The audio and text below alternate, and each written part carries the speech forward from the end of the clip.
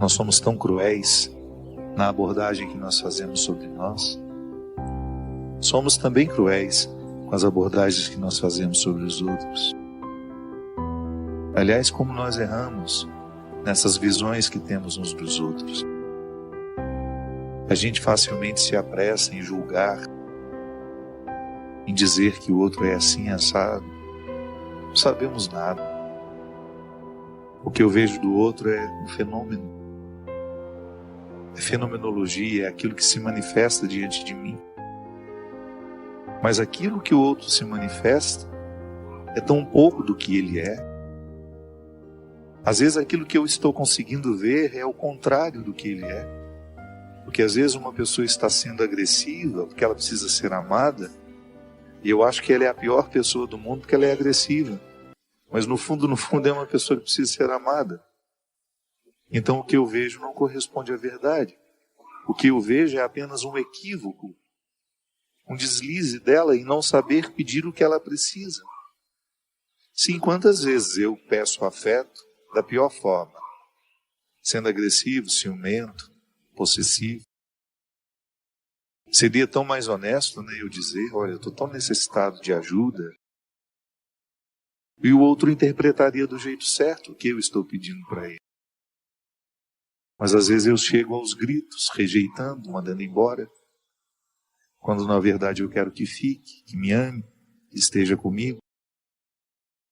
Então quando eu não sou honesto com o que eu sou, eu prejudico o outro me perceber. Mas eu erro comigo quando eu tenho uma visão distorcida de mim, quando eu me interpreto muito pior do que eu sou. E é interessante que uma pessoa que é pessimista em relação a si, a primeira coisa que ela expulsa dela é a possibilidade dela ser amada por Deus. Ela tem muita dificuldade de acreditar que Deus a ama, e muito menos que Deus a habita. Pensar isso, né? Eu sou um sacrário. As pessoas vão à igreja, elas reverenciam aquele sacrário que está ali, porque a Sagrada Comunhão está ali, a Sagrada Eucaristia está ali. Mas eu passo pelo meu irmão e me esqueço que ele também é um sacrário vivo, ambulante. Tenho respeito pela Eucaristia, mas não tenho respeito pelo meu irmão que trabalha comigo na equipe de liturgia, na equipe de trabalho dentro da igreja. Não tenho reverência pelo ser humano que foi me atender na loja, ou não tive reverência pelo cliente que eu fui atender na loja em que eu trabalho. Que cristianismo é esse que me faz ficar prostrado diante da hóstia consagrada, mas não me leva a estender a mão a um irmão que está do meu lado? Que cristianismo é esse que não me ensina que o respeito pela Sagrada Eucaristia também precisa se desdobrar pelo respeito que eu tenho com as pessoas que convivem comigo?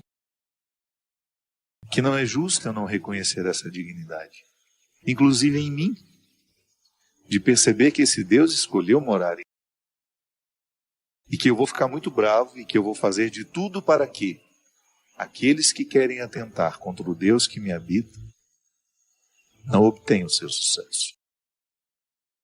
Eu não quero a profanação do outro. Da mesma forma como eu não quero profanar ninguém. Não quero profanar a sacralidade do outro. E não quero que o outro profane a minha sacralidade. Por isso zelarei para que as pessoas que têm acesso a mim deem os seus primeiros passos na minha direção, sabendo que sou um homem sagrado. Mesmo que eu não fosse padre, eu sou um homem sagrado, desde menino. E porque ainda sou padre, tenho uma responsabilidade maior em zelar por essa sacralidade, que é um dom que Deus me deu. É um dom que eu guardo, que eu cuido todos os dias. E estou cada vez mais atento àquilo que pode ser um atentado à minha sacralidade. Não posso, não tenho direito. Sabe por quê? Porque eu mereço viver isso. Não é porque é uma obrigação que eu reconheço diante de Deus. Não, é um direito. Eu tenho feito de tudo para que aqueles que são evangelizados pelas minhas palavras descubram isso. É um direito que você tem sentir-se sagrado e viver como tal. Pensar-se como sagrado. Sentir-se como sagrado. Agir como sagrado. Porque essa sacralidade ela é irrenunciável. São Paulo já fala numa das suas cartas. Os dons de Deus são irrevogáveis. Ele não muda de ideia. Eu derramei sacralidade sobre aquela pessoa, mas ela está vivendo uma vida muito promíscua. Vou retirar. Não. Essa vida de promiscuidade pode até fazê-la esquecer que ela é sagrada, mas nunca retira dela a condição de sagrado. Nem melhor, nem pior que ninguém. Apenas você. Com as suas diferenças, com a sua idiosincrasia, com tudo aquilo que é próprio do seu jeito, próprio da sua personalidade, do seu temperamento. Você é você. E é esse ser que Deus ama. Mesmo que eu não ame, Deus ama. Mesmo que eu tenha dificuldades, Deus não tem dificuldade com as suas criaturas. Você pode até ter com Ele, mas Ele não tem com você. Por isso que é tão simples a conversão. Nós podemos até complicar quando falamos dela, mas conversão é você, num primeiro momento, reconhecer que Deus não tem dificuldade com você. É você que tem com Ele. E que, portanto, quando você sabe que Ele não tem dificuldades com você, você fica mais livre diante dele. Não é assim que acontece quando você fica livre diante de um amigo? Não é muito mais fácil você corrigir uma postura que lhe faz mal, que lhe retira do direito de viver melhor a vida? Quando você tem um amigo que olha para você, sem dificuldades com você, sem dificuldades com aquele seu jeito, eu tenho muito mais facilidade de mudar uma conduta a partir de um amigo que não tem dificuldade com os defeitos que eu tenho. Mas eu vou me acomodar porque ele não tem dificuldade com o meu defeito? Não. Mas aos poucos ele vai me contagiando com a oportunidade de modificar as peças do tabuleiro e fazer um jogo mais favorável a mim. Em última instância, minha gente, o viver bem consiste em você julgar bem o jogo da vida, articulando as situações, as pessoas, as oportunidades, tudo aquilo que compõe a sua ambiência existencial. É o exercício de todo dia, voltar a si. Essa música fala do abraço do pai, de um filho que viveu distante, que gastou todos os seus bens e que depois, movido pela certeza de que o pai não tem dificuldades com ele se sente livre para retornar. Porque se ele pensasse que o pai tinha dificuldades com ele não voltaria. Ele pararia nesse medo. Por isso que nós erramos muito como líderes religiosos, quando até bem intencionados, com desejo de ressaltar o pecado e isso e aquilo, a gente coloca no outro essa mentalidade de que Deus tem dificuldade com ele. Quando eu coloco em alguém essa convicção de que ele está muito ruim e de que Deus tem dificuldade com ele, eu estou dificultando essa reaproximação. O que eu prego, o que eu vivo, tudo aquilo que eu faço como padre, precisa ser marcado por essa oportunidade que eu tenho de gratuitamente oferecer ao outro o dom mais precioso que eu tenho. Quando eu digo que o amor não pode ser conciliado com sossego, eu digo isso a partir da vida que nós vivemos. Uma mãe, por exemplo, porque ama um filho, ela não tem mais sossego na vida. Sempre que nós amamos, toda vez que nós estamos no exercício de amar, nós estamos na experiência do desassossego. E isso não é ruim. Isso não é ruim. O desassossego ele faz parte da vida. E ele não nega o amor. O estar desassossegado não é ruim. A impermanência, minha gente, a insegurança, elas são situações que acompanham toda relação amorosa. Nós temos medo de perder os outros, faz parte da vida. Isso é humano.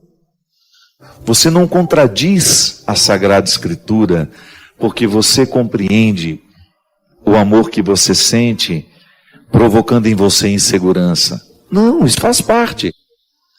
Por mais que seja sólido o vínculo, volto a dizer, nós temos medo de perder quem nós amamos. É sobre isso que eu estava falando. Toda vez que eu coloco um filho no mundo, eu vou viver diariamente esse desassossego. Toda vez que eu coloco, que eu derramo amor sobre uma determinada situação, eu inicio em mim um processo de desassossego. E é um desassossego bom. A impermanência, essa instabilidade que é natural, não é uma instabilidade ruim não, no sentido de que, porque às vezes as pessoas têm umas frases prontas, que me dá uma preguiça, mas a gente escuta. Mas o amor corrige tudo. O amor é a solução para tudo. Mas o nosso amor é precário, o nosso amor é marcado pelo nosso limite. Onde há amor, não há medo. Sim, traga-me uma mãe que não tem medo de perder o filho. Traga-me aqui. Apresente-me alguém que no exercício de amar, de vez em quando não é visitado pela insegurança, pelas regras da impermanência. Nós morremos, nós vamos embora, nós traímos, é disso que eu falava. Então, às vezes, nós temos uma visão muito romântica do amor. E isso não cabe mais, sabe? Vamos ver a vida com mais realismo. Sim, eu posso muito bem amar, viver todos os benefícios do amor, sem precisar negar o que nele e em mim é desassossego. Eu vivo desassossegos constantes quando amo. As frasezinhas prontas e as frases de efeitos que estão por aí, definitivamente elas já deixaram de me dizer há muito tempo. Eu prefiro a crueza da vida, é assim. Experimento o amor o tempo todo como estar na corda bamba. E você sabe que isso faz até bem aos amantes? Para você não ter aquela pretensão de que o outro é seu, de que você já conquistou definitivamente. Não. O amor conjugal ele é mais bonito à medida em que você vive essa conquista todos os dias. Quando você olha para o companheiro que está ao seu lado e você sente que precisa empenhar-se diariamente na manutenção desse amor. E quando você olha um filho dormindo no berço, você experimenta o que o amor tem de mais bonito, mas também o que ele tem de mais duro. A partir do momento, a sua felicidade está intimamente ligada àqueles batimentos cardíacos. E à medida em que aquela criança vai crescendo, vai ganhando autonomia, você vai sofrendo, você vai perdendo aquele controle que você tinha, você vai deixando de ter. Aí você vai tendo que reformular o amor. E isso não dói, não? Isso não causa medo? Prefere a frase de efeito? Eu não. Eu prefiro ver o amor como uma realidade que o tempo todo me causa deleite, alegria, mas também me causa desconforto. É matemática. Seria uma ilusão eu pensar que o amor só tem a sua dimensão positiva, não? Eu sei o prejuízo que tomo quando amo, mas é um prejuízo que eu quero tomar livremente, porque os benefícios dele compensam. Mas toda a experiência amorosa, ela é marcada por aquilo que tem de positivo e por aquilo que tem de negativo. Uma pessoa que opta pela solidão, por exemplo, não quer casar, não quer ter filho, ela vai enfrentar os outros benefícios do amor e os outros prejuízos, mas são completamente diferentes daquele que se casou e daquele que escolheu ter alguém, daquele que escolheu ter filho, totalmente diferente. Então, as visões românticas não nos impeçam de perceber a realidade. Que às vezes nós temos uma leitura muito romântica da vida. E um pouco de realismo faz bem. Não é nenhum problema eu pensar o amor como vantagem, mas também como prejuízo. E eu quero, sabe? Essa instabilidade é o amor. A instabilidade faz parte do amor. Amar dói. E se você for honesto, você vai ver que amar dói. Amor traz paz, amor traz, mas também traz desassossego. Não veja somente a visão romântica, não. Porque senão você vai passar uma vida inteira achando que ama. Quando na verdade a gente só experimenta o amor quando nós passamos pelo crivo da dor. Eu desejo que você, nas suas lutas, você tenha sempre o direito e a possibilidade de retirar os seus excessos, para você ver diante dos seus olhos a sua verdade fundamental, sem exageros, só você. E a partir disso, você reencontrar o caminho da vida. Obrigado pelo seu carinho, pela sua atenção, e que Deus abençoe muito você. Que Deus derrame sobre o seu coração, sobre a sua casa, sobre a sua vida, a disposição que caracterizou o coração de Nossa Senhora, para que, exemplo dela, a gente também possa ser um cristão de verdade, levando sempre Jesus no colo, para apresentá-lo àqueles que ainda não o conhecem.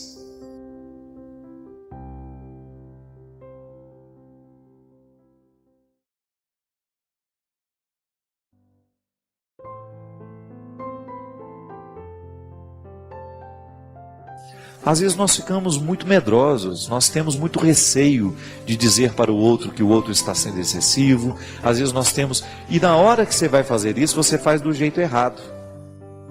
A palavra certa, quando é dita no momento certo, e o outro acatando também, porque você também não tem a obrigação de ficar falando a vida inteira aquilo que você já disse uma vez, e a obrigação é ele acatar, porque a vida é dele. A partir do momento que você identifica que no seu território você quer estabelecer esse limite, é direito seu, e o outro tem que acatar sim. E a partir do momento que a gente lida com um pouco mais de verdade, a gente dá a oportunidade ao crescimento do relacionamento. Às vezes a gente sofre demais porque a gente não sabe ser honestos. E é difícil mesmo. Eu sei que não é fácil você estabelecer os limites do território, não é? Às vezes o outro invade demais. É engraçado, né? A gente que é público, o tempo todo a pessoa tenta invadir meu território. A pessoa dá palpite no meu óculos, gente. Faz com carinho? Pode ser. Eu vou usar o óculos que eu quero. Eu vou usar a roupa que eu quero, não é verdade? Você já ouviu isso? Às vezes a pessoa se sente no direito de passar um e-mail longo para você, dizendo que você não deve usar aquilo. Me desculpe. O outro dá palpite demais na sua vida, você sofre isso. Eu sei que você sofre. Eu não estou falando de uma coisa que é privilégio meu, não. As pessoas têm que entenderem que até na comunicação escrita, no e-mail, ou na palavra, na carta, tem limite. Que o outro só pode ultrapassar se você deu a ela esse direito.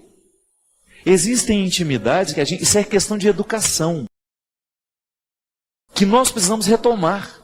As pessoas estão muito deselegantes, como diz Anna Engelberg. Que deselegância, é verdade. Nós somos deselegantes demais quando nós damos palpite naquilo que a gente não foi chamado. Os relacionamentos, muitas vezes, dentro da nossa casa, entre os amigos, são assim. As pessoas estão invasivas demais. Nós estamos numa época em que a comunicação é fácil. No Twitter você entra, você fala o que você quiser, você dá palpite no que você quiser, você fala com aquela pessoa. Agora, cuidado, porque as regras da elegância, do bom senso e da intimidade valem para toda e qualquer forma de comunicação. É interessante que a gente tenha o cuidado de saber o que eu vou dizer para aquela pessoa. Eu tenho direito. Ela me deu liberdade para isso. Será que eu estou sendo coerente com o tanto de intimidade que eu tenho com ela? Será que eu estou agindo a partir do meu lugar? Será que eu tenho compreensão do lugar que eu ocupo na vida dessa pessoa para eu dizer o que eu vou dizer? Você sabe? E às vezes o contrário também acontece. Às vezes você tem toda a intimidade com aquela pessoa, você é irmão dela, você é amigo íntimo e você não tem coragem de ultrapassar o território que é direito seu ultrapassar porque você tem intimidade. Então, ultimamente, os nossos relacionamentos estão tão pouco qualificados porque nós erramos dos dois lados. Ou a gente erra porque a gente ultrapassa e fala o que não é direito a gente dizer, porque o outro não me pediu opinião e nem tampouco me deu liberdade, não tem amizade comigo, não tem intimidade comigo para me permitir dizer o que diz, ou porque eu tenho a intimidade com ele, mas não me exerço no papel que eu deveria exercer. Eu não sou com ele honesto o suficiente para apontar nele aquilo que a nossa amizade nos dá direito a apontar. Sabe, minha gente, eu fico pensando que cada vez mais nós precisamos ter cuidado. Os nossos relacionamentos precisam ter qualidade. E eu quero ter relacionamentos de qualidade. Eu quero ter amigos que tenham possibilidade de acessar as minhas questões, as mais difíceis, as mais duras, e ter a oportunidade de dizer alguma coisa a respeito disso. Eu quero ser afrontado, sim, por quem me ama. Eu quero, sim, ter a oportunidade de ser desafiado por quem me conhece, por quem tem intimidade comigo. Você também tem o direito de ter isso. Porque quando nós temos um amigo de verdade, para participar da nossa vida, para interferir do jeito certo, meu amigo, a vida ganha outra qualidade. E a experiência da amizade, do comprometimento, é absolutamente saudável para todos nós que queremos ser melhores, que queremos avançar. Eu desejo isso, né? Que nesse tempo de tanta comunicação, de tanta fala, de tanta gente que diz, a gente possa encontrar alguém que nos diz aquilo que a gente realmente precisa ouvir. Tenho medo de, no meio de tantas palavras, a gente falar e não comunicar com ninguém. Outro dia, só para encerrar, conheci filha de um grande escritor e eu comentei com ela, ela me escreve de vez em quando um e-mail, sempre muito polida, sempre tratando de assuntos que são pertinentes. E uma vez eu comentei com ela, você escreve pouco, escreve muito bem, mas muito pouco.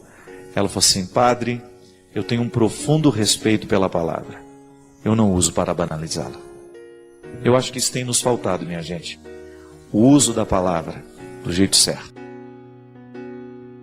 Eu desejo do fundo do meu coração que a palavra certa, no meio de tantas falas, de tanta gente que fala tanto, você tenha a oportunidade de ouvir uma palavra que possa lhe fazer bem e ao mesmo tempo oferecer a alguém uma palavra que possa mudar, que possa fazer. Padre Fábio, eu ainda não consegui entender como as pessoas têm tanta fé. Afinal, na realidade, o que é ter fé? Vou às missas, participo das equipes de Nossa Senhora, rezo, evangelizo todos os dias, acredito na existência de Deus, mas não consigo ter essa fé que minha mãe tem, por exemplo. Por favor, me oriente sobre isso. Estou pecando contra Deus? Veja bem, gente, é interessante, às vezes nós temos uma tentação de pensar a nossa fé sempre na comparação. Eu sempre digo que comparação é um jeito muito ingrato de viver, ou de você até qualificar uma coisa. Qualificar uma realidade, por exemplo, comparando. É ingrato, porque às vezes aquela situação, ela não merece ser comparada. Ela é única. Tudo aquilo que nós comparamos corre o risco de criar injustiça dentro de nós, ou corre o risco de criar injustiça fora de nós. Comparar é um jeito estranho que nós temos de cometer injustiça. E eu sempre digo que nós, no momento que nós estamos falando de fé, nós não temos o direito de comparar ninguém a ninguém. Porque senão a gente acaba desconsiderando alguns aspectos da fé que de repente são mais vivos em um, menos vivos em outro, mas que não podem ser considerados mais importantes ou menos importantes. São aspectos diferentes. A psicologia nos ensina, né? Porque há três perspectivas da psicologia muito interessantes.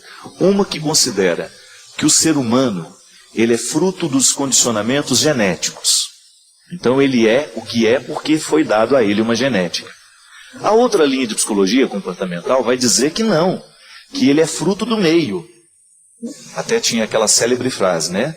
Me dê uma criança e eu faço dela um intelectual ou um marginal. Então é aquela outra corrente que acredita que o ser humano é fruto do meio. E eu acho interessante que há uma terceira linha que diz assim: ele não é melhor nem pior, porque é geneticamente programado, né? Porque tem uma carga genética. Ele não é melhor nem pior, porque ele foi criado neste meio ou não foi naquele. Ele é diferente. Então ele não está determinado nem pela genética, nem pelo meio. Ele tem uma diferença. E a partir dessa diferença a pessoa é. A pessoa é o que ela é. Aí, gente, tem toda uma influência daquilo que eu recebi geneticamente, daquilo que eu recebi culturalmente. A fé nasce disso, minha gente. Eu acredito de acordo com o meio que me forneceu os instrumentais da minha fé. O que é fé? Fé é você ter a possibilidade de crer naquilo que você não vê. Porque se você vê, deixou de ser fé. Por isso que eu às vezes, eu questiono muito alguns modelos de religião, onde tudo é muito explicado, tudo é muito claro, tudo é muito limpo, tudo é muito justificado. Não. A fé, ela nasce justamente daquilo que a gente não consegue ver. Eu compreendo o amor, por exemplo, como uma forma de fé. Por que você ama aquela pessoa? Não sei. É uma pergunta ingrata, né? Não é assim? O amor não sobrevive de um não saber também? Ele sobrevive daquilo que eu sei, mas ele nos mantém um do lado do outro, é justamente por aquilo que a gente não sabe ainda sobre o outro. Isso é fé. Eu tenho fé em você. Isso é bonito, né? Você vai tomar um banho e você nunca pensa, será que tem um ácido nesse sabonete? Você não pensa. Você age a partir da boa fé. É aquilo que lhe faz acreditar que uma pessoa não prejudicou o seu sabonete. Ele não fez um atentado contra o seu sabonete. Isso é fé. Tudo é experiência de fé. Você está aqui dentro deste teatro, você está com fé que as bases dele são sólidas. Não vai cair em cima da nossa cabeça. Você já imaginou se a gente começasse a duvidar de tudo? Você não entraria mais no supermercado porque eu acho que cai. Eu não me aproximo mais daquela pessoa porque eu acho que ela vai me trair. Não. Tudo é experiência de fé. Agora, como é que isso se manifesta diante do sagrado? Tudo isso se manifesta em fé sagrada a partir da experiência que a gente tem como pessoa. A grande injustiça é quando eu quero comparar a minha fé com a da minha mãe, por exemplo. Alguém poderia dizer, Padre Fábio, a sua mãe tem muito mais fé que você. Eu não concordo com isso.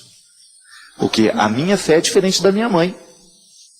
Mas eu não posso dizer que uma fé é superior à outra. Tudo aquilo que a gente considera superior, gente, gera preconceito, gera racismo, não é assim? O racismo não sobrevive no mundo justamente porque umas pessoas se acham melhores que as outras. A mesma coisa acontece no horizonte da fé. Nós não temos o direito de ficar comparando a fé de ninguém. Então, cuidado. Não compare a sua com a dos outros e não permita que a sua seja comparada. Você tem um jeito específico de acreditar em Deus. Você tem um jeito específico de viver a sua experiência do sagrado. Pronto, ponto final. A experiência é sua. O jeito de ver, de interpretar, de sentir este Deus é seu. Ele não pode ser comparado, porque senão você começa a viver aquela coisa, eu sou melhor ou eu sou pior. E na verdade nós não precisamos nem de gente que se sinta melhor, nem de gente que se sinta pior. Aliás, eu acho que os problemas do mundo seriam resolvidos no dia em que a gente colocasse essas questões diante dos nossos olhos. Você não é pior nem é melhor, só é diferente. A tolerância religiosa nasce disso. Eu não posso me sentir melhor do que você. Tanto é que há um teólogo que eu gosto muito, ele sempre diz assim: toda religião tem o direito de viver o seu Antigo Testamento. Você que já vive, por exemplo, você que é cristão, que já está dentro do Novo Testamento, você corre o risco de olhar para o Antigo e falar assim: nossa Senhora, nós somos muito melhores do que eles. Só que tem gente que ainda está no Antigo Testamento. E nós não temos o direito de olhar para o contexto deles e dizer que nós somos melhores, não. Da mesma forma como eu não tenho o direito de olhar para uma pessoa, de repente, que não tem estudado teologia nenhuma, e dizer que ela não tem fé, porque eu sei um pouco mais do que ela, não. A fé não pode ser comparada. Fé é uma experiência particular, única. Mesmo que essa fé seja universal, ela vai se manifestar de maneira muito particular nas pessoas. Então a gente é muito injusto cada vez que a gente compara. Isso é até bom, porque cria uma humildade dentro de nós, né? Eu não sou melhor que ninguém, ninguém é melhor do que eu, nós somos apenas diferentes.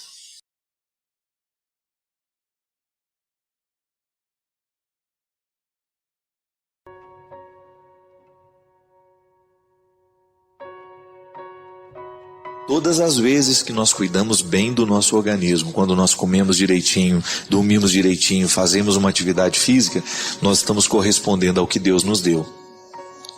É como você cuidar bem de um presente que lhe foi dado. Quando a gente recebe um presente, a pessoa que nos dá espera que a gente vai cuidar bem do presente recebido. Pois é. Cuidar da saúde é a mesma coisa. O sistema imunológico está ali para nos ajudar a preservar a vida que Deus nos deu.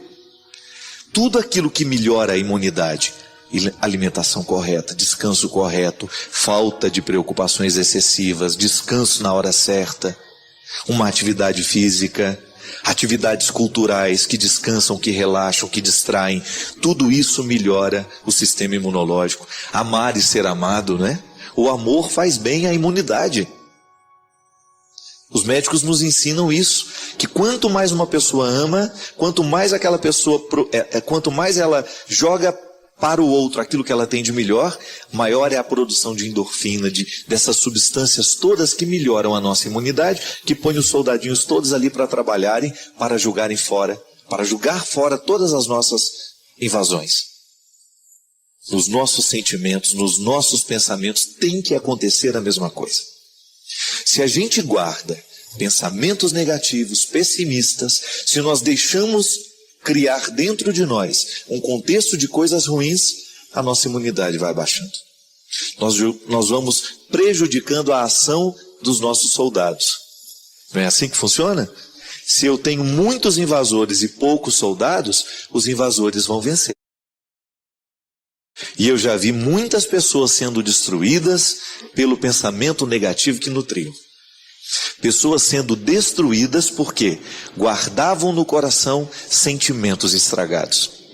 Destruía a imunidade afetiva. Recorda-se que uma vez nós falamos aqui que neste contexto de muitas maldades, nós vivemos num mundo onde existe muita gente má. Nós sabemos disso. Tem muita gente boa, mas tem muita gente má. Nós convivemos com essas pessoas maldosas. Nós convivemos o tempo todo com esse contexto diabólico. Por mais que a gente tenha Deus no coração, esse contexto diabólico não diminui por causa disso. Agora, é claro que quando eu interfiro nesse processo e não permito que ele cresça dentro de mim, eu crio uma imunidade para isso. Mas essa imunidade afetiva, espiritual, psíquica, nós precisamos criar dentro de nós. Nós precisamos nos fortalecer para que a gente possa vencer os pensamentos negativos e os sentimentos destrutivos. É por isso que Jesus era muito sábio quando ele ensinava que nós não podemos odiar, que quando alguém bate na nossa face é melhor que a gente ofereça a outro. Ele não estava mandando a gente ser bobo, não. Às vezes a gente compreende isso como um prejuízo, né? Ah, mas que graça tem isso? Um bate na minha cara, eu viro a face para que ele bata do outro. Jesus está falando de um contexto muito mais amplo. Ele está justamente falando que nós não devemos tratar o mal com o mal, porque todas as vezes que nós tratamos o mal com o mal, nós nos transformamos no mal. Se eu trato o mal com o bem, eu paraliso a força do mal. Se eu neutralizo a força de tudo aquilo que é ruim nessa vida, eu vou dar ao bem a oportunidade de crescer. Consequentemente, eu não guardarei dentro de mim as sementes do mal. O pior de tudo, minha gente, é quando nós percebemos que nós nos transformamos em sementeiras do mal. O outro vem, me conta uma fofoca, eu fico satisfeito em saber aquela fofoca, na primeira oportunidade que eu tenho eu conto a fofoca para o outro, mesmo que eu não saiba se aquilo é verdade, mesmo que eu não saiba, mesmo que eu não tenha a comprovação dos fatos, eu já me coloco a esparramar aquilo que me foi trazido. Veja bem, a semente do mal caiu em mim, ao invés de eu sufocá-la, ao invés de matá-la, eu jogo ela para frente. Eu faço flores dessa semente, eu faço ramalhetes dessa semente e mando. Flores estragadas, flores que não fazem bem. A gente vai fazendo esses pactos o tempo todo. A gente vai estabelecendo esses vínculos o tempo todo. E é aí que nós precisamos tomar cuidado. Tempo de quaresma é um tempo de jejum, de abstinência. Mas nós precisamos ter muito cuidado para que as nossas abstinências, para que os nossos jejuns não sejam apenas ações exteriores. O nosso sacrifício tem que estar diretamente ligado com tudo aquilo que vai julgar para fora as realidades que nos adoecem e que nos matam. A nossa oração tem que estar direcionada na mesma posição. Tem que estar posicionada nesta mesma direção. A minha oração, o meu contato com Deus, a minha experiência com o Senhor, ela tem que me ajudar a me transformar num ser humano mais puro, sem tanta toxina, sem tanta coisa ruim, sem tanta coisa armazenada. Como é que as pessoas vão acreditar no nosso testemunho de cristão, se no momento em que nós agimos, nós não demonstramos amor, nós não demonstramos misericórdia, capacidade de perdoar, capacidade de nos reconciliar? Volto a dizer, perdoar não significa você ser bobo, não. Porque você tem o direito de tirar o outro. Olha, eu perdoo você, mas a partir desse momento eu não quero mais ter o vínculo. Porque o vínculo faz mal. Porque o outro te prejudica. Porque o outro tem uma ascendência negativa sobre você. Você tem o direito. Ainda ontem eu conversava com uma pessoa amiga. Cuidado para que a influência que o outro exerce sobre você não seja diabólica. Jogue fora, não permita, coloque os limites, estabeleça os limites. Quem controla a sua vida tem que ser você. É você que controla os limites da sua casa, é você que controla o que vai entrar dentro da sua casa, o que os seus filhos vão assistir, quais são os relacionamentos que vocês vão nutrir. É direito seu. Porque senão nós vamos guardando dentro de nós todo este lixo que o mundo produz em alta escala. Não é baixa escala o lixo que o mundo produz. Um lixo tóxico do ponto de vista espiritual, do ponto de vista afetivo, do ponto de vista psíquico. É terrível o lixo que o mundo hoje produz. Por quê? Porque são muitas pessoas comprometidas com a maldade, com a mentira, com a injustiça, com o ciúme, com a fofoca. Então nós precisamos tomar cuidado. O lixo está sendo produzido e é produzido dentro das nossas igrejas, é produzido dentro dos nossos grupos de oração, é produzido dentro dos nossos conventos, dos nossos seminários, das nossas paróquias, das nossas sacristias. Nós não estamos livres. Onde existe pessoa, lá também existe a possibilidade da produção do lixo. Não é porque eu sou padre que eu estou livre de não produzir esse lixo. Agora, o que vai fazer a diferença é o quanto que eu e que você estamos comprometidos, o quanto nós estamos comprometidos com a pessoa de Jesus. Nós não queremos outra coisa senão ser a presença de Jesus no meio do mundo de hoje. Ajudar a diminuir o lixo. Ajudar a diminuir as pessoas que só enxergam o lado negativo das coisas. Ajudar a diminuir esta fila de necessitados que está crescendo cada vez mais. Porque, minha gente, quanto mais cresce o mal, quanto mais crescem os adeptos do mal, maior vai sendo a fila dos necessitados. Porque aquele que traz o mal dentro do coração é o primeiro a necessitar da graça de Deus. Necessitar da graça de Deus é muito positivo. É muito positivo. Mas quando a gente necessita, mas não está aberto para essa necessidade, Nós vamos engrossando a fila dos necessitados que não conhecem, que não são capazes de reconhecerem dentro do coração que só Deus pode nos ajudar a diminuir essa produção de lixo. E que quanto mais nós estivermos comprometidos, através dos nossos jejuns, dos nossos sacrifícios, das coisas que verdadeiramente fazem diferença na nossa vida, quanto mais nós estivermos comprometidos com esse processo de mudança, maior será a chance que Deus vai ter de acontecer na história.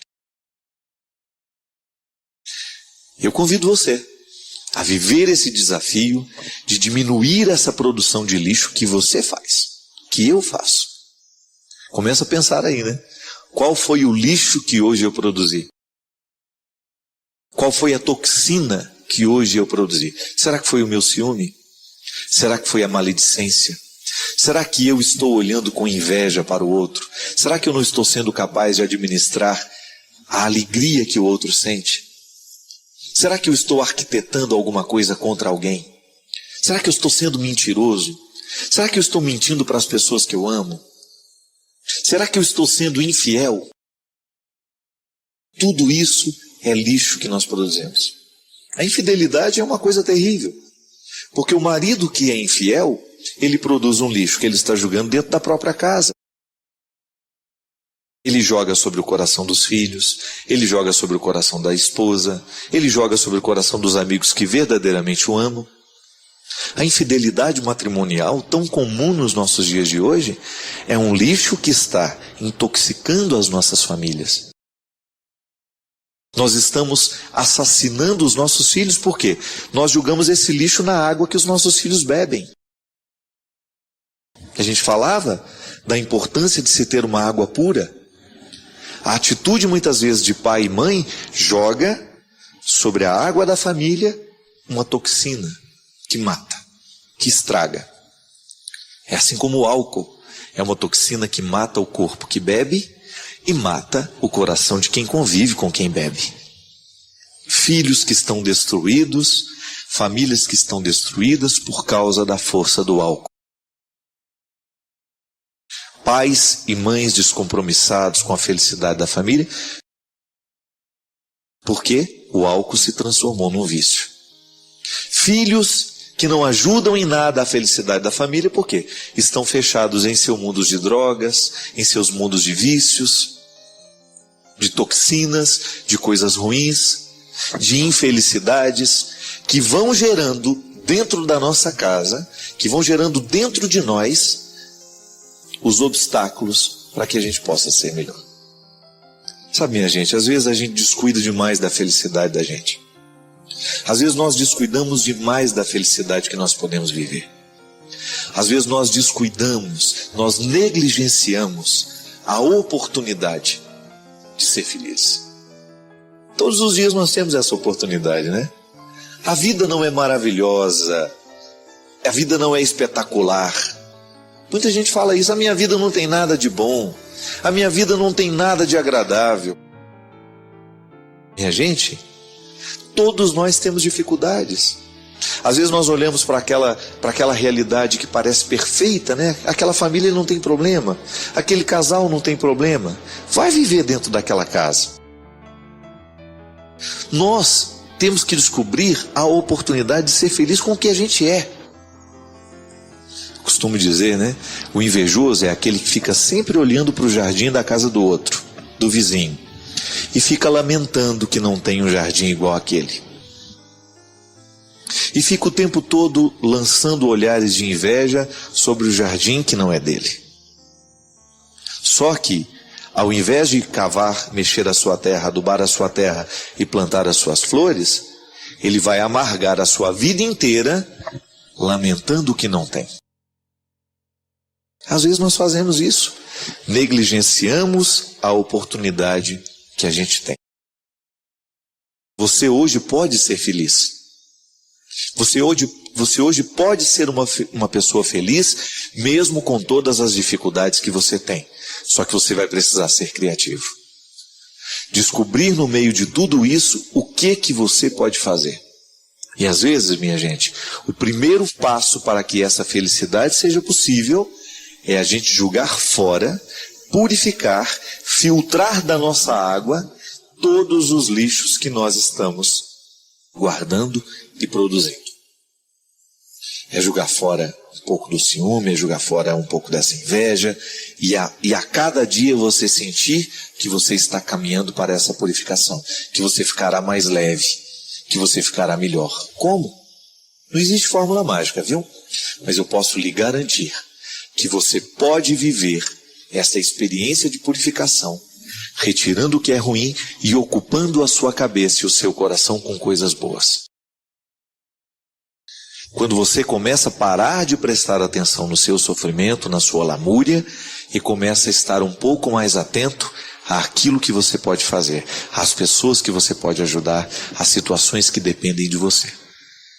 E parar de ficar prestando tanta atenção nos defeitos, naquilo que não está dando certo, começar a ser um pouquinho mais otimista, começar a ter um pouquinho mais de tranquilidade no coração, um pouco mais de paciência com a vida, um pouco mais de paciência com as pessoas que estão do seu lado, porque é isso que vai fazer a diferença no final de tudo. É o quanto a gente soube administrar os problemas que a gente teve. Falamos demais, acabamos passando o primeiro bloco todo falando, mas não tem problema. Essa conversa é importante. Tenho certeza que muitos de nós vivemos situações, dificuldades que esbarram nesse discurso aqui. Muitos de nós estamos aí intoxicados com os nossos lixos, com os nossos negativismos, com as coisas ruins, com os nossos defeitos cristalizados, e muitos de nós precisamos ser tocados pela misericórdia e pela graça de Deus, que é justamente o que nós queremos. Às vezes o primeiro passo que a gente dá na direção da graça, da restauração que Deus pode fazer na nossa vida, é justamente a nossa reflexão. Quando a gente chega à conclusão, é verdade, eu estou assim, eu preciso mudar. E quando a gente reconhece que errou, a gente já começou a acertar.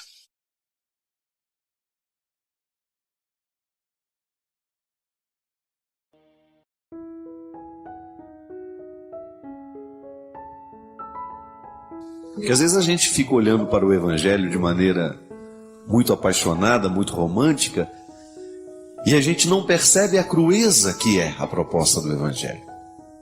É duro.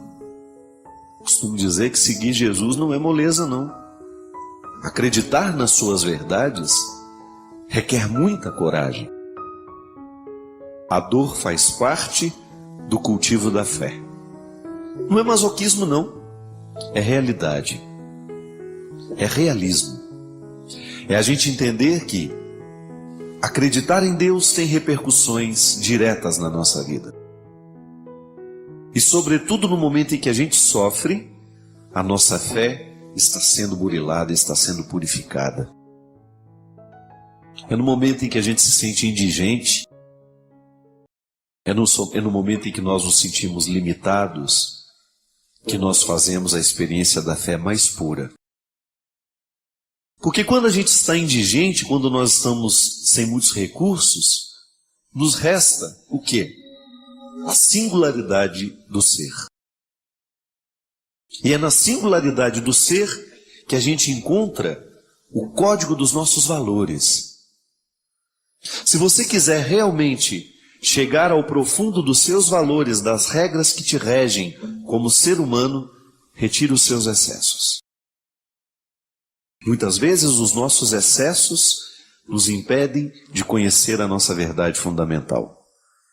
Eu mesmo já cheguei à conclusão, observando a minha vida, observando as pessoas que me são próximas, como é fácil a gente se perder de nós mesmos por causa dos nossos excessos.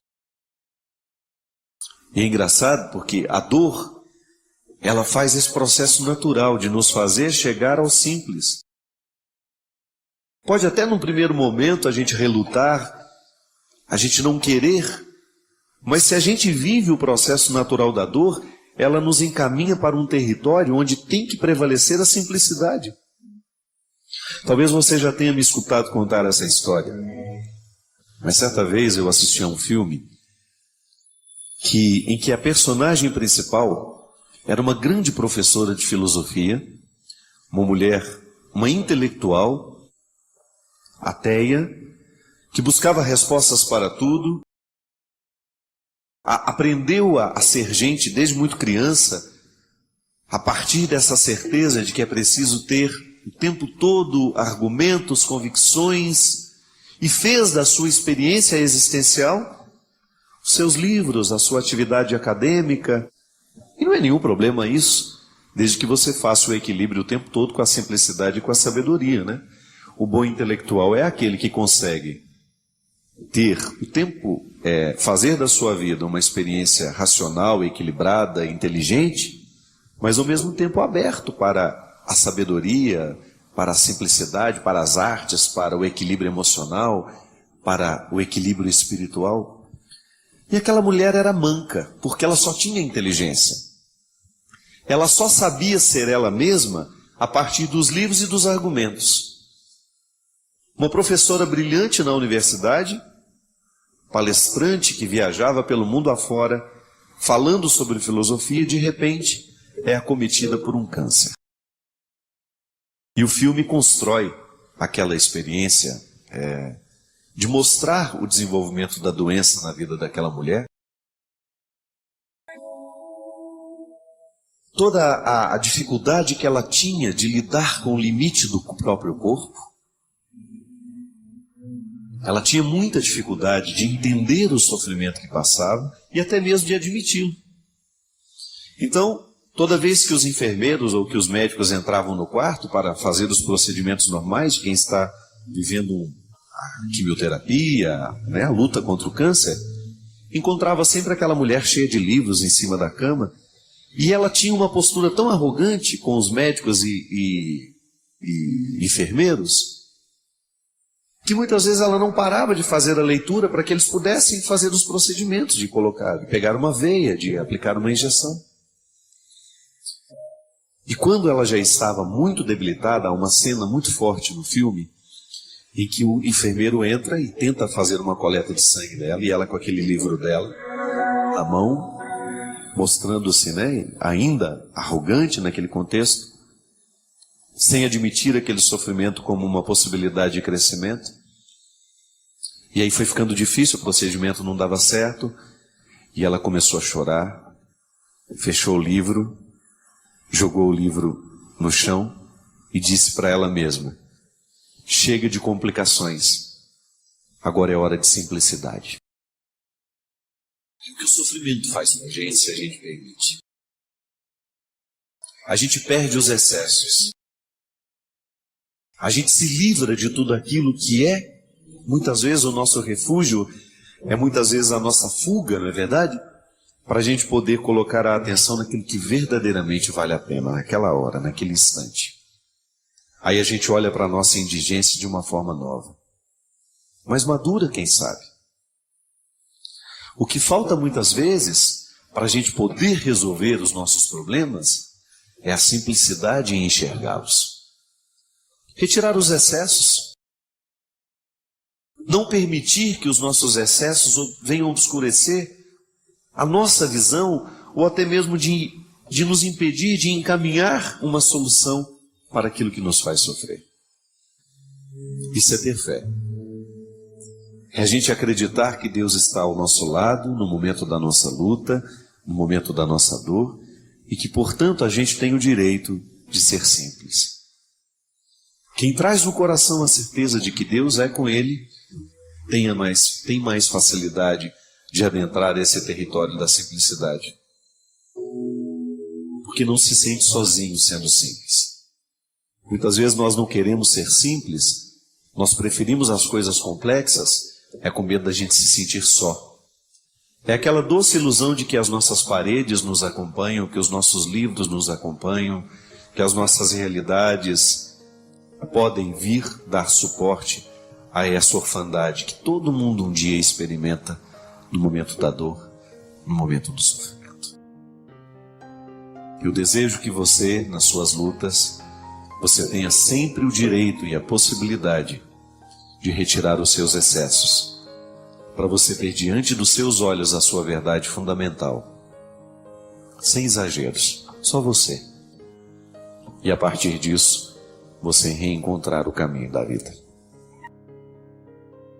Obrigado pelo seu carinho, pela sua atenção. E que Deus abençoe muito você. Que Deus derrame sobre o seu coração, sobre a sua casa, sobre a sua vida, a disposição que caracterizou o coração de Nossa Senhora. Para que, exemplo dela, a gente também possa ser um cristão de verdade, levando sempre Jesus no colo para apresentá-lo àqueles que ainda não o conhecem. Derrame sobre nós a bênção do Deus Todo-Poderoso, Pai, Filho e Espírito Santo. Nós fazemos a experiência da fé nos mínimos detalhes. Eu gosto de dizer até que a fé é antes de ser uma experiência sobrenatural, é uma experiência natural, humana, de nós confiarmos uns nos outros, né? É interessante a gente identificar que a confiança que nós temos na mãe, no pai, nas pessoas que são mais próximas, isso nos ensina depois, um dia, termos condições de ter uma fé mais elaborada. Mas antes da fé em Deus, a fé nas pessoas. É aquele gesto que nos tranquiliza de saber que nós não estamos sozinhos e que poderemos dar os primeiros passos, aprender as primeiras coisas mais difíceis para nós, porque a gente sabe que tem alguém que nos ama e que nos socorre naquele momento em que nós estamos em processo de aprendizado. É interessante porque a fé, ela nos contextualiza no tempo a partir de esperanças. Eu sempre gosto de refletir a fé amarrada na esperança. Fé e esperança. Dois pilares que sustentam todo cristão, todo crente, ouso dizer, não só nós cristãos. E a experiência de fé, ela é fundamental na nossa vida. Por isso o Papa nos convida a viver o ano da fé. Um ano de entrega, de confiança, não é verdade? E eu fiquei pensando de como que nós podemos viver isso. Como que isso pode repercutir na nossa vida. Como é que nós podemos entrar dentro da mística do ano da fé que a igreja nos convida a viver. Justamente assim. Descobrindo que viver essa experiência em Deus é trabalhar cada vez mais a fé sobrenatural que nos ajuda a viver depois a fé nas pessoas. Isso é importante demais, minha gente, a gente ter essa consciência. Que a fé que nós fazemos, a experiência de fé que nós fazemos com Deus, ela tem que se desdobrar também na fé que nós temos nas pessoas. Mesmo que a vida fica mais feliz, né? Quando nós temos fé no outro. Eu acho que o amor humano é uma experiência de fé, é uma experiência de esperança. E gosto muito de compreender esse processo de Deus na nossa vida, nos ajudando e nos encaminhando cada vez mais para uma harmoniosa convivência com os irmãos. Portanto, o grande fruto que eu gostaria de colher neste ano de fé é crescer na minha capacidade de crer em Deus e também na minha capacidade de crer nas pessoas. Porque a gente sabe que muitas vezes o mundo, por causa da crueldade que está tão evidente, né? Às vezes eu fico pensando que o mundo sempre foi cruel. É que hoje nós temos os meios de comunicação que nos ajudam a chegar mais perto dessa crueldade. Os crimes são muito noticiados e isso acaba gerando muita mídia. Os horrores do mundo, né? Em outros tempos não. Os crimes que aconteciam lá na Bahia, somente as pessoas que estavam mais próximas ali, as cidades mais vizinhas, é que ficavam sabendo. Hoje, com esse mundo globalizado, você tem o contato com os crimes do mundo inteiro. E isso acaba gerando no coração humano uma descrença. Não é uma descrença em Deus. Também pode ser. É claro que muita gente, por causa de uma imaturidade de fé, acaba fazendo uma leitura assim. Se o mundo está tão cruel, se existem tantas coisas ruins acontecendo, Deus não existe. E não é bem assim. Mas ali, antes de perder essa fé em Deus, a gente perde a confiança no outro ser humano. Isso é muito ruim. Isso é muito danoso para a nossa vida. A vida fica insuportável quando nós perdemos a fé uns nos outros. Por isso que no ano da fé, o Papa nos convida a reavivar dentro de nós, como dizia São Paulo, os carismas, né? De maneira especial, reavivar a fé. E no momento em que reavivamos a nossa fé em Deus, queremos reavivar também a nossa capacidade de crer nos outros. É interessante, minha gente, porque quando nós reavivamos a nossa capacidade de crer no outro, a gente se afasta um pouco dessa nossa facilidade de fazer julgamentos, né? É tão ruim quando você percebe que às vezes eu identifico muito isso em mim. Às vezes eu nem sei quem é o outro, mas tenho um pré-julgamento que fiz por causa de uma visão de superfície. Às vezes nem tive a oportunidade de conviver com aquela pessoa e já faço dela uma imagem tão negativa, já fico com a minha verdade pessoal a respeito dela. Isso é tão cruel, né? Isso é falta de experiência de fé, porque eu gosto de partir do princípio que o outro é bom, ainda que eu venha me decepcionar depois. Mas isso para mim é cristianismo, é um fator de conversão que eu pedi a Deus desde pequeno. Eu quero acreditar nas pessoas. Se depois eu me decepciono com elas, é outro caso, mas a minha parte eu quero viver. Eu acho que nós temos duas formas de viver o cristianismo. Uma primeira que é relativizando os compromissos que ele nos dá, e a gente viver um cristianismo de aparência. A gente vive até confortável. Você acha que está fazendo tudo certo, que você tem o direito de duvidar, que você tem o direito de julgar.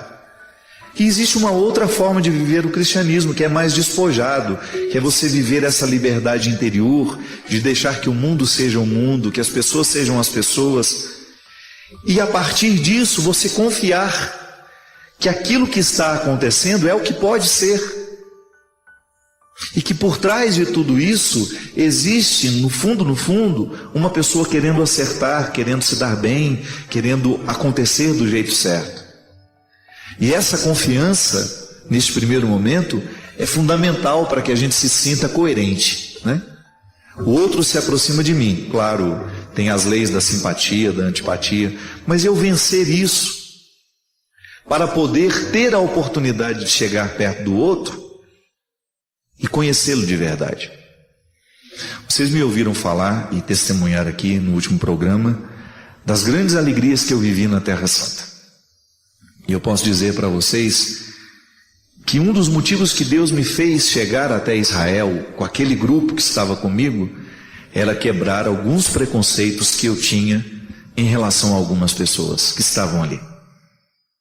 Interessante isso, né? Às vezes a gente viaja tanto, a gente anda tantos quilômetros, a gente atravessa o mundo para ver de perto alguém que sempre tentou chegar perto e você não permitiu que aquela pessoa se manifestasse como ela era mesmo, porque eu acabava colocando nela as roupas do meu preconceito.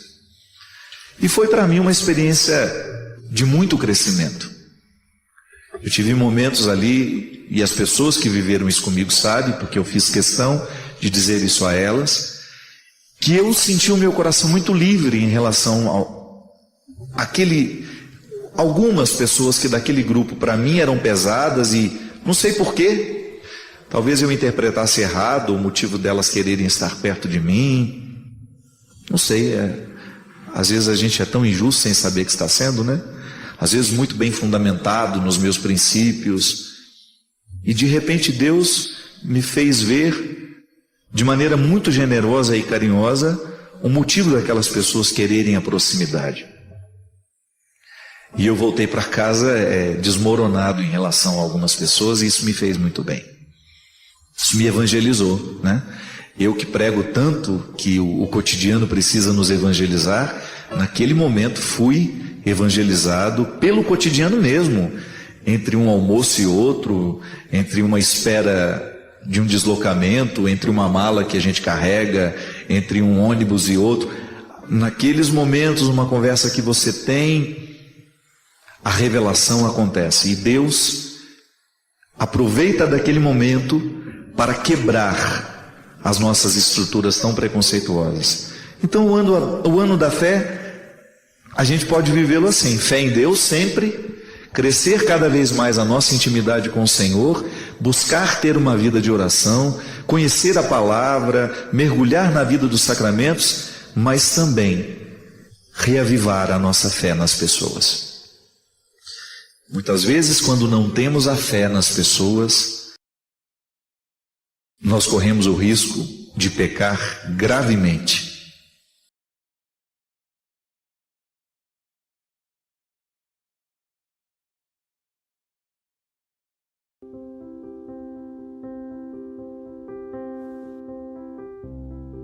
Fácil você se aproximar de uma criança. Até no primeiro momento ela pode te tratar com certo desdém, mas daqui a pouco você vai quebrando a barreira com ela e você se torna uma pessoa próxima. Ela ganha uma confiança em você. A criança tem um sistema que gira em torno de poucas necessidades. Nós não. O nosso mundo é muito complexo. E Jesus fala que se nós quisermos entrar no coração das coisas, no coração do mundo, nós precisamos alcançar essa simplicidade. Deus se alegra profundamente toda vez que nós fazemos um movimento de cura, de restauração, de mudança de hábitos. Deus se alegra profundamente toda vez que nós vivemos as consequências da conversão. Porque essas consequências, elas atuam diretamente no nosso caráter. Nós vamos ficando diferentes à medida que Deus... A gente vai se construindo assim. Quanto mais eu permito que esse projeto de simplicidade tome conta do meu coração, maior é a possibilidade que eu tenho de ser uma resposta favorável ao mundo. Uma resposta que ajude a edificar. Já que existem tantas pessoas hoje não dispostas a edificar absolutamente nada. Eu, Padre Fábio, se eu me torno uma pessoa insuportável aos outros, eu preciso, sim, rever o quanto de Deus já aconteceu em mim. Minha gente, não são só as toxinas que nos viciam. O ódio nos vicia. O preconceito nos vicia. Às vezes nós não temos coragem de pegar uma arma e matar o outro como aqueles fizeram lá em Paris. Mas a gente mata o outro de outra forma. Matamos com o nosso desprezo, com a nossa arrogância, com a nossa prepotência. Apontamos para o outro de maneira cruel e ainda nos sentimos cristãos por isso. Quando não damos a outro a oportunidade de ser quem ele é, quando a gente o limita a ser aquele personagem que nós imaginamos. Eu não gosto daquela pessoa porque ela é assim, assim. Quem disse? Você imaginou assim. E Jesus nos ensina, nós que somos cristãos, compreendemos a eternidade como uma bonita e feliz oportunidade de estar em Deus e com as pessoas que amamos. Querer e buscar esse reino de Deus já nos dá a oportunidade de começar a construir este reino aqui hoje. Porque é natural que se eu quero viver essa eternidade, se eu busco merecer essa eternidade através das minhas atitudes, eu naturalmente seria uma pessoa melhor. Quem tem como meta o reino dos céus, vive essa proeza de tornar o reino humano também muito agradável. É quando a gente escolhe a diminuir as diferenças entre nós, quando a gente se dispõe a ser um pouco mais amoroso, a responder menos com ódio. Então, o amor das pessoas é o principal motor para a nossa transformação. Então, se nós temos uma casa onde as pessoas se amam, onde o amor, o vínculo é cultivado, certamente nós teremos um ambiente muito favorável à felicidade e à realização das pessoas. E isso é interessante porque quando eu sou verdadeiramente amado por alguém, eu acabo aceitando a palavra daquele que me ama. Eu aceito melhor a correção quando ela é feita com amor, porque eu sinto que ela está muito comprometida com o meu bem-estar. Eu quero mudar aquilo que em mim é insuportável. para mim e para os outros. Primeiro, porque eu mereço essa transformação. Segundo, porque os outros merecem. E eu estando na dinâmica deste merecimento, os outros também estando, Deus está. Porque Deus se alegra muito quando um filho reconhece o que nele ainda é empecilho para a sua realização. Jesus fala que para a gente alcançar esse reino, para a gente entrar no reino que é eterno, e nesse reino que já se antecipa aqui, a gente precisa se despojar, ter um coração simples. É quando eu me disponho a não me apegar ao que é excesso. Você pode observar uma criança, a primeira compreensão que ela tem do mundo é a sua necessidade mais urgente. Ela não consegue ver além disso. O contexto de uma criança é muito simples. É um contexto muito simples, é muito direto, não tem muita complicação. À medida em que a gente vai ficando adulto, a gente vai complexificando a estrutura da nossa vida. Nós vamos tendo muitas necessidades, né? A gente vai construindo tantas estruturas para a gente ser feliz. Uma criança não. Solta uma criança num campo com seu pai, com sua mãe, uma bola, uma bicicleta, e o mundo está perfeito. Mas à medida em que a gente vai crescendo, nós vamos criando necessidades e a gente vai se distanciando cada vez mais da felicidade, porque a gente impõe tantas condições para a gente ser feliz que fica difícil atingir essa felicidade. Nós não podemos perder, nós não temos o direito de fazer isso com a gente. Perder a oportunidade de fazer os nossos sofrimentos valerem a pena. E volto a dizer, se a gente não faz esse movimento da simplificação, da simplicidade, de simplificar os nossos processos, nós não vamos ser amigos de ninguém, porque nós vamos ficar sempre na antessala do preconceito, ou então na antessala do rancor, da mágoa e do ódio. Quantas vezes eu me percebo vivendo sobre as regras dos meus defeitos? Porque quando eu passo a viver sobre as regras das minhas qualidades, eu fico mais leve para o outro, eu fico mais feliz, eu fico naturalmente mais interessante. Até para mim, não é para o outro não. O primeiro movimento que nós vivemos da conversão é a satisfação de ser quem a gente é. E às vezes a gente fica pensando que a nossa conversão é para agradar a Deus. Para. Deus fica feliz à medida que nós estamos. Hoje nós tivemos em Paris uma manifestação de ódio, de intolerância.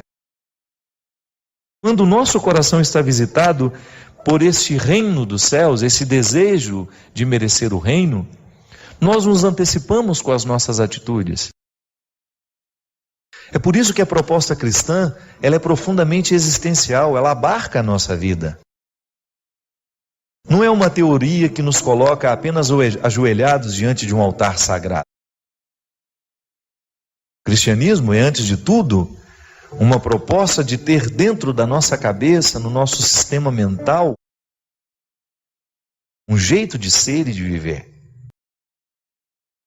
Eu, particularmente, costumo dizer que nós, cristãos, somos os grandes responsáveis pelo ateísmo no mundo, pela nossa falta de testemunho.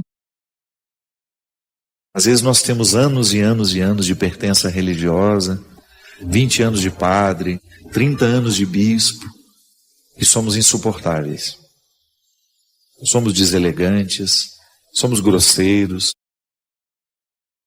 Eu não sei onde é que Deus está nessa história. Se o processo de Deus na nossa vida é justamente amansar o nosso coração, é fazer-nos quebrar as regras dos defeitos, é a gente deixar de estar adaptados ao mal. Se você tem isso, se você se dá o direito de ter isso, de descomplicar, de viver esse despojamento que te faz feliz, então está no caminho certo. Eu acho que essa é a mística que todos nós precisamos viver diariamente. Essa novidade que o ano pode representar, essa oportunidade que a gente tem de acreditar que alguma coisa pode ser diferente. Pode ser um ano maravilhoso, porque ele será maravilhoso não pelo conjunto de material do material que nós vamos alcançar. Não. Pode ser que a gente dê passos atrás, que a gente ganhe menos, que a gente opte por ter menos. Mas se a gente faz um investimento afetivo e espiritual este ano, eu quero que seja um ano onde eu vou amar muito. Eu quero estar presente na vida das pessoas que eu amo. Eu quero estar presente na vida dos meus filhos, dos meus amigos, do meu pai, da minha mãe. Eu quero estar presente na vida dos meus irmãos. Eu quero estar presente na vida dos que trabalham comigo. Eu quero optar por um ano que me faça ser mais criança, ser mais simples, com menos complicações. Volto a dizer, às vezes, dentro da nossa experiência religiosa, essa hipocrisia, ela compromete todo o resultado. Deus às vezes perde a oportunidade de acessar o nosso coração por causa das nossas resistências, ou por causa do cultivo dos nossos vícios. Santo Agostinho dizia que até para a gente se sentir arrependido do erro que comete, nós já precisamos estar sob o influxo da graça. Então vamos pedir isso, que a graça de Deus aconteça hoje no nosso coração, abrindo os nossos olhos para a consciência, para que a gente tenha condições de perceber tudo o que em nós hoje precisa ser tocado pelo amor misericordioso de Jesus. E que a partir desse amor, desta misericórdia, nós possamos voltar ao nosso lugar. Assumir o lugar. Voltar a buscar o que é essencial para que a gente seja o que Deus quer que a gente seja. Ou melhor, para que a gente seja o que Deus sabe que nós podemos ser. E nós temos muitos dias pela frente para fazer essa faxina da alma, fora tudo aquilo que nos impede de viver a vida que realmente podemos viver.